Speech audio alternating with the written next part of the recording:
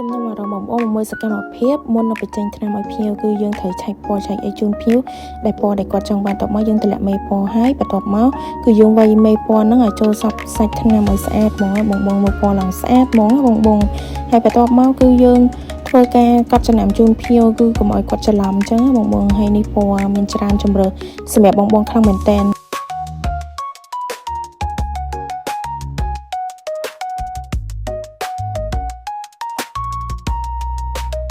ហើយនេះគឺចេញទៅខាងឧដុង្គប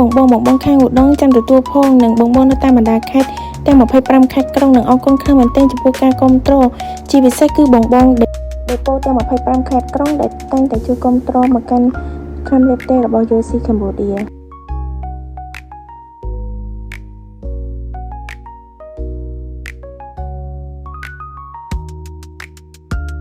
ដូច្នេះហើយសម្រាប់បងដែលគាត់កំពុងមានតម្រូវការពាក់ព័ន្ធជាមួយនឹងថ្នាំលេបផ្ទះដែលមានគុណភាពនិង